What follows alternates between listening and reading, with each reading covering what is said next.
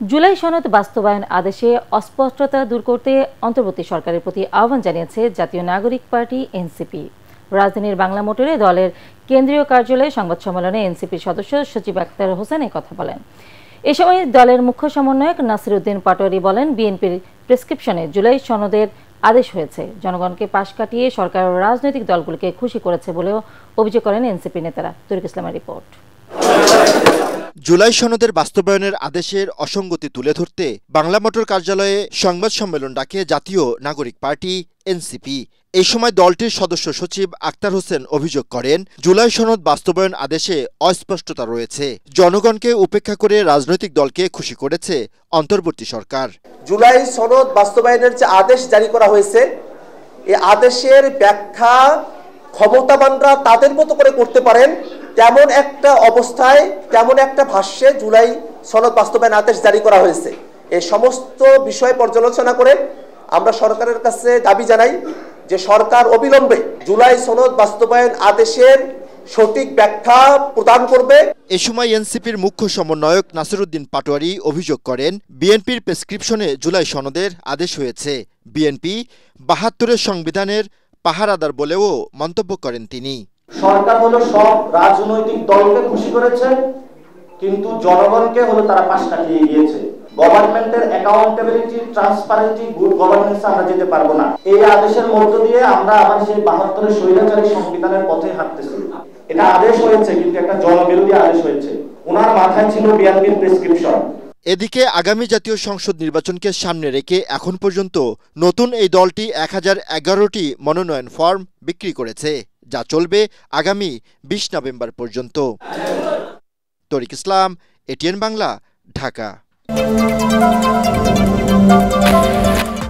রাজনৈতিক দলগুলোর ঐকমত্যের ভিত্তিতে স্বাক্ষরিত জুলাই সনদ বাস্তবায়নে বিএনপি অঙ্গীকারবদ্ধ বলে জানিয়েছেন দলটির স্থায়ী কমিটির সদস্য সালাউদ্দিন আহমেদ। এর বাইরে জবরদস্তিমূলক বা চাপিয়ে দেওয়া কোনো কিছু জনগণের কাছে গ্রহণযোগ্য হবে না বলে দাবি করেন তিনি। রাজধানীতে নারী সমাবেশে সালাউদ্দিন আহমেদ অভিযোগ করেন, একটি দল ধর্মের নামে জাতীয় নির্বাচনী বৈতরণী পার হতে চায়। মনিরুল হাসান জানাচ্ছেন বিস্তারিত। দেশের বিভিন্ন স্থানে নারীর উপর ক্রমবর্ধমান সহিংসতা ও হেনস্থার নানা ঘটনার প্রতিবাদ জানাতে রাজধানীর শাহবাগে মিছিল সমাবেশের আয়োজন করে নারী ও শিশু অধিকার ফোরাম। নারী নেত্রীরা বলেন, বাংলাদেশের অগ্রগতি উন্নয়নের প্রতিটি ক্ষেত্রে নারী সমাজ মেধা যোগ্যতা দিয়ে গুরুত্বপূর্ণ অবদান রেখে চলেছেন। রাজশাহীতে এক নারী নেত্রীকে নির্যাতনের ঘটনা উল্লেখ করে তীব্র ক্ষোভ প্রকাশ করে বক্তারা বলেন, নারী সমাজ আজ নানাভাবে নিগৃহীত, নির্যাতন ও বৈষম্যের শিকার। ৩ মাসের মধ্যে ৬৬ জন কন্যা সন্তান ধর্ষিত হয়েছে। বিএনপি স্থায়ী কমিটির সদস্য সালাউদ্দিন আহমদ বলেন, একটি রাজনৈতিক দল কর্মঘণ্টা কমিয়ে দেওয়ার নামে নারী সমাজকে ঘরে বন্দি করে অন্ধকারের দিকে ঠেলে দিয়ে বাংলাদেশের অগ্রগতিকে থামিয়ে দিতে চায়। যারা ধর্মের নামে ব্যবসা করে, রাজনীতির ব্যবসা করে এবং বিভিন্ন রকমের জান্নাতের টিকিট বিক্রি করে রাজনীতি করতে চায়, ভোটের বৈতরণী পার হতে চায়, তাদের হাতে আজকে নারীরা নির্যাতিত হচ্ছে। তারা চায় যেন এই দেশের নারীরা অন্ধকারে বন্দী থাকে, যেন বাংলাদেশের অর্ধেক জনসমষ্টি অন্ধকারে থাকে এবং নারীর অগ্রগতি প্রগতি না হয়। সেজন্য তারা বলছে কর্মঘণ্টা কমিয়ে দিতে হবে। তিনি বলেন, বাংলাদেশে ধর্ম বর্ণের নামে কোনো বিভাজন থাকবে না, দেশের নাগরিক সবাই সমান অধিকার নিয়ে বসবাস করবে। আমাদের একটাই পরিচয় হবে, আমরা বাংলাদেশের নাগরিক। এখানে কেউ ধর্মীয় পরিচয়ে সংখ্যালঘু সংখ্যাগুরু থাকবে না, এখানে কোনো সংস্কৃতির ভিত্তিতে বিভাজন থাকবে না। জুলাই জাতীয় সনদ বাস্তবায়ন আদেশ নিয়ে দলের অবস্থান জানাতে গিয়ে সালাউদ্দিন আহমদ বলেন, কোনোভাবেই জাতীয় সংসদের সার্বভৌম ক্ষমতা ক্ষুণ্ণ করা যাবে না। জুলাই জাতীয় সনদ যেভাবে রচিত হয়েছে, প্রণীত হয়েছে, স্বাক্ষরিত হয়েছে, সেই জাতীয় সনদ আমরা অক্ষরে অক্ষরে প্রতিপালন করার জন্য অঙ্গীকারাবদ্ধ। এর বাইরে চাপিয়ে দেয়া, জবরদস্তিমূলক আর যে কোনো প্রস্তাব যদি দেওয়া হয় সেটা জনগণ বিবেচনা করবে। তবে এটা আমাদের মনে রাখতে হবে, গণভোটের মধ্য দিয়ে আইন প্রণয়ন করা হয়ে যাবে না, গণভোটের মধ্য দিয়ে সংবিধান সংশোধন হয়ে যাবে না, তার জন্য অবশ্যই জাতীয় সংসদ গঠিত হতে হবে। পরে শাহবাগ থেকে শুরু হয় মৌন মিছিল। মিছিল থেকে নারীর উপর সহিংসতা প্রতিরোধে সরকারের ব্যর্থতায় ক্ষোভ জানানো হয়। কেন্দ্রীয় শহীদ মিনারে গিয়ে শেষ হয় কর্মসূচি। মইনুল হাসান, এটিএন বাংলা, ঢাকা। অন্তর্বর্তী সরকারের পক্ষে সুষ্ঠু নির্বাচন আয়োজন সম্ভব নয় বলে মন্তব্য করেছেন জামায়াতে ইসলামীর নায়েবে আমির ডক্টর আব্দুল্লাহ মোহাম্মদ তাহের।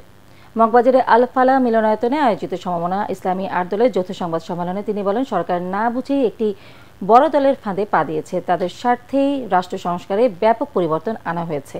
তার দাবি, জাতীয় নির্বাচন ও গণভোট একই দিনে হলে গণভোটের গুরুত্ব কমে যাবে। আরও জানাচ্ছেন হুমায়ুন চিশতি।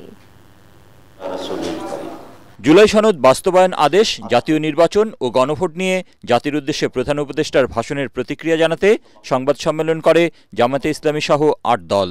জামায়াতের নায়েবে আমির ডাক্তার আব্দুল্লাহ মোহাম্মদ তাহের বলেন, একটি বড় রাজনৈতিক দল ঐকমত্য কমিশনে আলোচনার শুরু থেকেই সংস্কারের বিরুদ্ধে অবস্থান নেয়। তাদের স্বার্থ রক্ষার জন্যই সংস্কারে কাটছাঁট করা হয়েছে। জনগণের স্বার্থ নয়, একটি বিশেষ দলের স্বার্থেই অনেক পরিবর্তনের তার ভাষণ দিয়েছেন।